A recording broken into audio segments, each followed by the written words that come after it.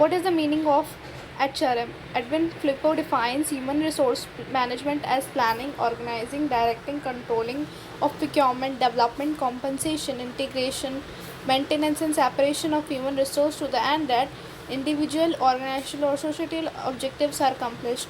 Edwin Flippo कहते हैं कि ह्यूमन रिसोर्स मैनेजमेंट एक प्लानिंग होती है, यानी कि हमें पता है प्लानिंग का मीनिंग क्या होता है, प्लान करना कुछ, ठीक है, थिंकिंग बिफोर हैंड, ऑर्गेनाइज़ करना। अब जब हमने प्लानिंग कर ली तो उसको ऑर्गेनाइज़ करेंगे, फिर उसके बाद डायरेक्ट करेंगे। मतलब एक तरीके से हम इधर किसकी बात करेंगे, ह्यूमंस की बात करेंगे। ह्यूमन रिसोर्स को हम प्लान करेंगे, फिर ऑर्गेनाइज़ करेंगे, डायरेक्ट करेंगे कि उन्हें ऐसे काम करना है, उनकी कंट्रोलिंग करेंगे कि वो काम ठीक से कर रहे हैं या नहीं कर रहे हैं। ऑफ प्रोक्योरमेंट डेवलपमेंट, प्रोक्योरमेंट का मतलब उनको हायर करना, डेवलपमेंट का मतलब उनको डेवलप करना उनकी थ्रू द ट्रेनिंग। कॉम्पनसेशन, अगर वो कोई अच्छा काम मतलब अगर कोई वो मतलब उनके साथ हो जाती है घटना तो उसको कॉम्पनसेट करना भी हमारा ही काम है। इंटीग्रेशन, उनको एक दूसरे से क्या करना, इंटीग्रेट करवाना। मेंटेनेंस, उनका सेपरेशन करना। ये सारे क्या होते हैं, ये ह्यूमन रिसोर्स के होते हैं, जिससे कि ये सब करने से क्या होता है, हमारा जो हमारी कंपनी का जो इंडिविजुअल, ऑर्गेनाइजेशनल और जो सोशल ऑब्जेक्टिव्स होते हैं वो अकम्प्लिश हो जाते हैं। फीचर्स ऑफ HRM, क्या क्या फीचर्स होते हैं HRM के, इसको हम इसका नेचर भी कहेंगे। कॉन्टीन्यूस फंक्शन होता है, पर्वेसिव फंक्शन होता है, basic to all functional areas, मतलब कॉन्टीन्यूस फंक्शन का मतलब हर जगह चलता रहता है, लगातार चलने वाला प्रोसेस होता है। पर्वेसिव फंक्शन यानी हर जगह पाया जाता है। ऑब्वियसली ह्यूमंस आपको हर लेवल ऑफ ऑर्गेनाइजेशन में मिलेगा। Basic to all functional areas, हर फंक्शनल एरिया पे ह्यूमंस की ज़रूरत होती है, तो HRM भी होना ज़रूरी है। बेस्ड ऑन ह्यूमन रिलेशन, अब ऑब्वियसली ह्यूमन से बेस्ड है तो ह्यूमन रिलेशन पे भी तो बेस होगा, ये पीपल ओरिएंटेड यानी लोगों से रिलेटेड है। साइंस एज वेल आर्ट होता है, रीसेंट ओरिजिन है, और एक और होता है इसका इंटीग्रल पार्ट ऑफ मैनेजमेंट का बहुत इंपॉर्टेंट पार्ट है। Need and importance of HRM, मतलब क्यों ज़रूरत है हमें HRM की। Better industrial relationship between worker and management, मतलब कि वर्कर और मैनेजमेंट के बीच में अच्छा इंडस्ट्रियल रिलेशनशिप बिल्डअप करने के लिए हमें क्या चाहिए होता है, HRM की ज़रूरत होती है। कोपिंग विद चेंजिंग एनवायरनमेंट, जैसे जैसे हमें पता है कि हमारा जो एनवायरनमेंट है, हमारा बिजनेस एनवायरनमेंट क्या होता है, डायनामिक होता है, यानी एवर चेंजिंग होता है। तो उसकी चेंजेस के साथ कोप करने के लिए हमें क्या चाहिए होता है, HRM की ज़रूरत होती है। और नेक्स्ट है चेंज इन पॉलिटिकल फ़िलासफ़ी, अगर कोई पॉलिटिकल फ़िलासफ़ी चेंज हो जाती है तो भी हमें HRM की ज़रूरत होती है। ऑर्गेनाइजेशनल कमिटमेंट्स को डेवलप करने के लिए हमें HRM की ज़रूरत होती है। और जैसे कि हम देख रहे हैं कि एम्प्लॉयज़ का जो प्रेशर है वो बढ़ता जा रहा है, तो उस प्रेशर को कैसे मिनिमाइज़ कर सके, इसके लिए भी हमें HRM की ज़रूरत होती है। स्कोप ऑफ HRM, मतलब HRM के अंदर हम क्या पढ़ते हैं, ह्यूमन रिसोर्स प्लानिंग पढ़ते हैं, recruitment and selection, training and development, career development, compensation and benefits, employee assistant, labour control, HR information and research. ये आपको एज इट इज़ लर्न करना है, ये इसके अंदर हम पढ़ते हैं। अब फंक्शंस ऑफ HRM की फंक्शंस क्या है, दो तरीके के फंक्शन होते हैं, मैनेजरियल और दूसरा होता है ऑपरेशनल फंक्शन। मैनेजरियल फंक्शन में सारे मैनेजमेंट में जो हमने पढ़े थे ना अभी, जो हमने फर्स्ट डेफिनेशन पढ़ी थी, this one I show you, ये प्लानिंग, ऑर्गेनाइजिंग, डायरेक्टिंग, कंट्रोलिंग, ये हमारे मैनेजरियल फंक्शन होते हैं। और जो हमारे ये ना procurement, development, compensation, integration, maintenance, separation, ये सारे के सारे क्या हमारे ऑपरेशनल फंक्शन है। As you can see, planning, organising, directing, controlling जो है हमारे मैनेजरियल फंक्शंस में है, और जो procurement, development, integration, compensation, maintenance, reproduction, motivation, industrial relation, ये सारा क्या है, ऑपरेशन फंक्शन में आते हैं। तो आई थिंक आपको समझ में आ रहा है। फिर हमारा आ जाता है strategic HRM। Before we try to explain the meaning of strategic HRM, let us first define the term strategy and strategic management। मैं आपको सीधी तरीके से बताऊँ तो strategic HRM में जब आप स्ट्रेटजीज़, पॉलिसीज़, इन सारी चीज़ों को लगा देते हो, इन सारी चीज़ों को एडअप कर देते हो, तो वो strategic HRM कहलाता है। ठीक है, स्ट्रेटेजिक क्या होता है, एक जनरलशिप जो होती है, ठीक है। अब मैं आपको बताती हूँ इसके दो प्रोसेस होते हैं, स्ट्रैटेजी को फॉर्मुलेट करना और स्ट्रैटेजी को इम्प्लीमेंट करना। बस यही है कि स्ट्रेटेजी फॉर्मुलेशन में क्या आता है, डिसीजन मेकिंग करना, फिर उसके बाद ऑर्गेनाइजेशन के विज़न और मिशन को डिफाइन करना, लॉन्ग टर्म और शॉर्ट टर्म ऑब्जेक्टिव्स को इस्टेब्लिश करना, ऑर्गेनाइजेशन के विजन को अचीव करना, selecting the strategy to be used in achieving the organisational objective, और उस स्ट्रैटेजी को सिलेक्ट करना जो कि हमारे ऑर्गेनाइजेशन के ऑब्जेक्टिव्स को और पूरा करने में बेस्ट होगी। स्ट्रेटेजिक इम्प्लीमेंटेशन, अब जो हमने यहाँ पे करी थी ना, मतलब जो भी चीज़ें डिसाइड की थी यहाँ पे क्या हो जाएंगी, इम्प्लीमेंट हो जाएंगी। Is concern with aligning the organisational structure, इसमें ऑर्गेनाइजेशनल स्ट्रक्चर को अलाइन किया जाता है। System and processes with the chosen strategy, system और प्रोसेस को चूज़ किया जाता है। It involves making decision with regard to matching strategy and organizational structure and providing organizational leadership pertinent to the strategy and monitoring the effectiveness of the strategy in achieving the organizational objective। इसमें वही है, मतलब एक तरीके से कि strategy को implement किया जाता है और उसकी जो इफेक्टिवनेस होती है उसको मेजर किया जाता है, मॉनिटर किया जाता है। यहाँ पे बहुत सारे क्या दिए हुए हैं,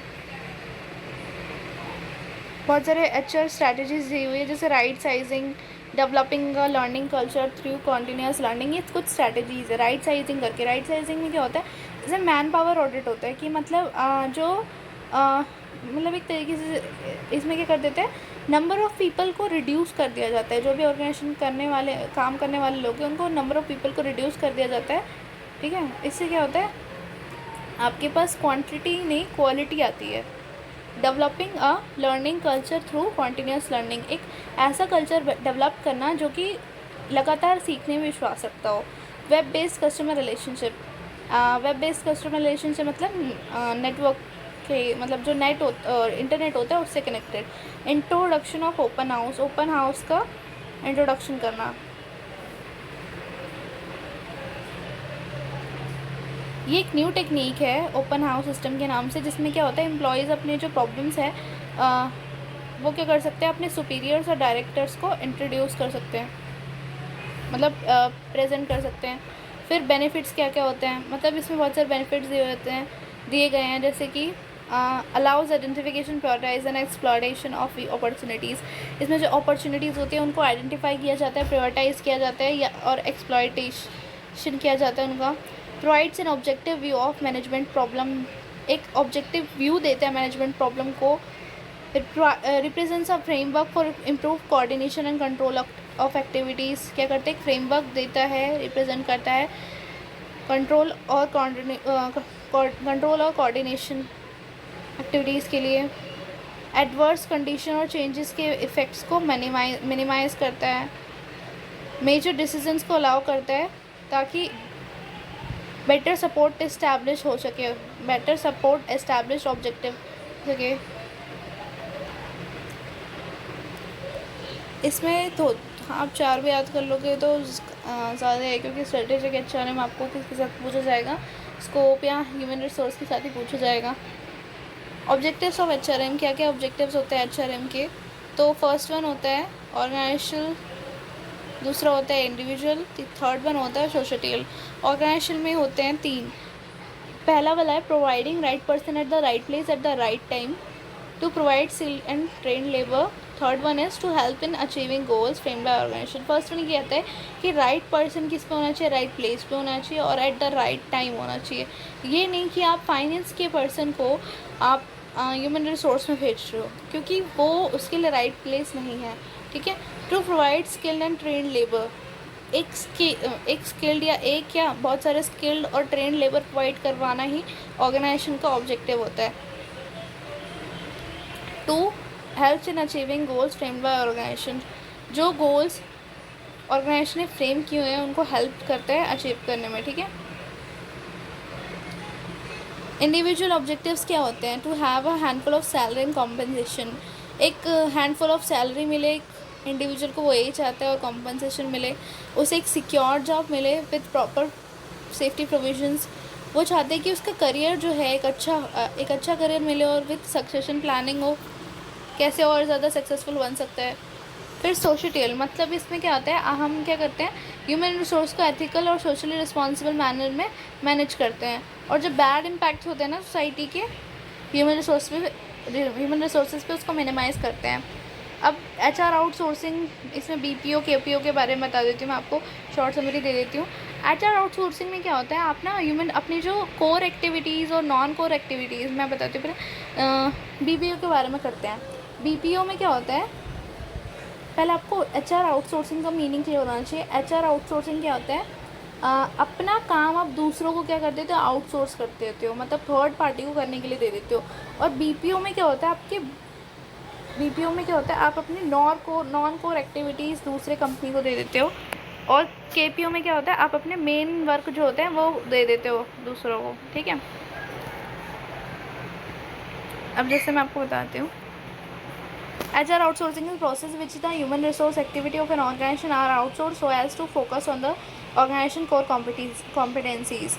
HR आउटसोर्सिंग एक प्रोसेस होता है जिसमें क्या होता है, ह्यूमन रिसोर्स एक्टिविटीज़ जो होती है एक ऑर्गेनाइजेशन की, वो आउटसोर्स कर दी जाती है ताकि ऑर्गेनाइजेशन की कोर कॉम्पिटेंसीज़ पे हम ज़्यादा ध्यान दे सकें। कोर मतलब कोर कॉम्पिटेंसी वो हुई जो इम्पॉर्टेंट वर्क होता है जिसके लिए कंपनी बनी है, ठीक है। और नॉन कोर एक्टिविटीज़ जो मतलब उसका एक्स्ट्रा वर्क है, जैसे कि अब कोई कंपनी है, उसने साफ़ सफाई का काम जो है दूसरे किसी कंपनी को दे दिया, कोई सैनिटेशन वर्क करने वाली कंपनी को दे दिया, ठीक है। तो वो क्या हो गया, उसने अपना काम जो है किसी और को दे दिया, यानी आउटसोर्स कर दिया। इसे ही कहते हैं HR आउटसोर्सिंग। BPO का फुल फॉर्म होता है बिजनेस प्रोसेस आउटसोर्सिंग, और आपका जो KPO का फुल फॉर्म होता है नॉलेज प्रोसेसिंग आउटसोर्सिंग। इसमें क्या होता है, BPO और KPO में मेन डिफरेंस ये होता है कि BPO में जो आपकी नॉन कोर एक्टिविटीज़ होती है वो आप आउटसोर्स करते हो, और नॉलेज में ये होता है, मतलब KPO में ये होता है कि आप अपने कोर एक्टिविटीज़ को आउटसोर्स कर देते हो। HR आउटसोर्सिंग के क्या एडवांटेजेस और डिसएडवांटेजेस होते हैं। HR आउटसोर्सिंग का पोटेंशियल बेनिफिट ये क्या होता है, रिड्यूस कॉस्ट होता है, मतलब कॉस्ट रिड्यूस होती है, एफिशिएंसी इंक्रीज़ होती है, क्योंकि आप क्या कर रहे हो, आप अपनी कोर एक्टिविटीज़ पे ज़्यादा ध्यान दे पा रहे हो इंस्टेड ऑफ जो आपकी नॉन कोर एक्टिविटीज़ हैं। Access to improved HR system, HR IT systems को एक्सेस करने में इम्प्रूव होता है। फ्लेक्सिबिलिटी बढ़ती है, स्पीड ऑफ रिस्पॉन्स बढ़ता है। To free HR resources to operate more strategically, reduce risk कम होता है। Philosophical reason, potential pitfalls of HR outsourcing, don't outsource what you don't understand, वो आउटसोर्स मत करो जो आपको आते ही नहीं है। The HR outsourcing provider will only have to subsequently solve the problem at the provider solution might not be more suitable from the organization's perspective। जो HR आउटसोर्स प्रोवाइडर होता है वो आपको क्या करता है, सिर्फ प्रॉब्लम को सॉल्व करता है एक कॉस्ट पे, ठीक है। और जो प्रोवाइडर का ज़रूरी तो नहीं, प्रोवाइडर का जो सॉल्यूशन है वो हमारे लिए बहुत मोस्ट सूटेबल हो ही, उसके अलावा और भी कुछ सॉल्यूशन हो सकता था, ठीक है। HR outsourcing does not absolve the organization of good people management practices or nor of overall responsibility of provision of HR services. Loss of local language and process which instead reside the with the outsource providers. Standardization of processes in line with outsource provider, not organizational preferences.